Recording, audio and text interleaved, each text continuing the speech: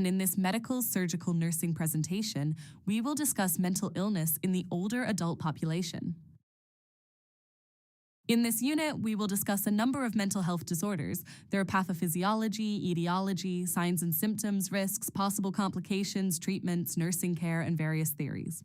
The specific disorders addressed in this presentation include the following: mental illness and the older adult, including neurocognitive disorders such as dementia, Alzheimer's disease, brain damage from strokes, and delirium. We will also discuss pseudodementia and depression. Mental illness in older adults often presents differently than in younger populations, and one of the most important categories to understand is neurocognitive disorders. These disorders involve a decline in cognitive function, including memory, thinking, reasoning, and the ability to perform daily activities, and are caused by underlying brain changes or damage rather than primary psychiatric conditions. Neurocognitive disorders are classified as major or mild, depending on the severity of impairment.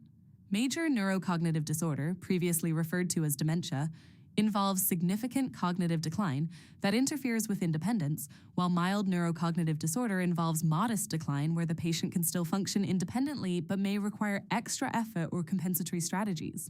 Common causes include Alzheimer's disease, which is the most common progressive neurodegenerative disorder characterized by memory loss, impaired judgment, and personality changes.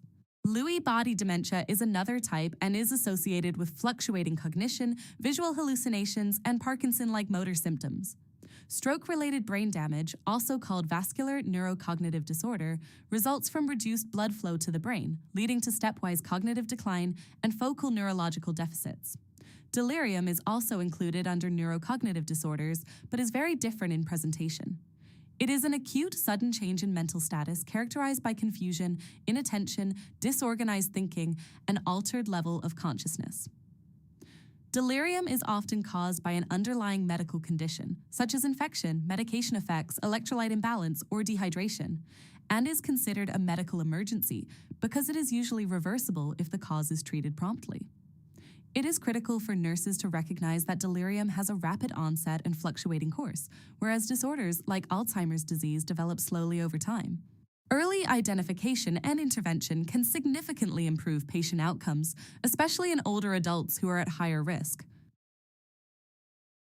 Depression in older adults is a serious mental health condition and is not a normal part of aging. It is frequently underdiagnosed and undertreated, partly because symptoms may be mistaken for aging or medical illness.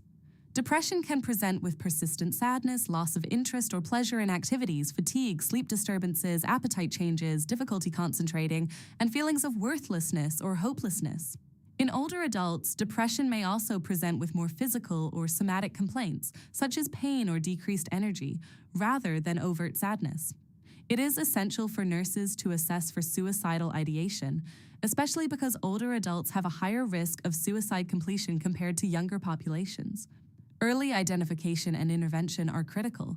Treatment may include medications, counseling, social support, and addressing contributing medical or psychosocial factors. Recognizing the difference between depression, pseudodementia, and true neurocognitive disorders is vital for providing safe, appropriate, and effective care. Pseudodementia is a condition where a patient appears to have dementia-like symptoms, but the underlying cause is actually depression. This is most commonly seen in older adults, and it is important to recognize because, unlike true neurocognitive disorders, pseudodementia is often reversible with appropriate treatment of depression.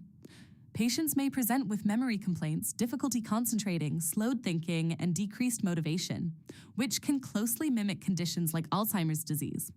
A key distinguishing feature is that patients with pseudodementia are often aware of and distressed by their cognitive difficulties, frequently stating concerns such as, "I can't remember anything," whereas patients with true dementia may have limited insight into their deficits. In addition, pseudodementia often has a more rapid onset compared to the gradual progression seen in neurocognitive disorders. With treatment, such as antidepressant medications, psychotherapy, and addressing underlying stressors, cognitive function can significantly improve. This concludes the presentation. Thank you.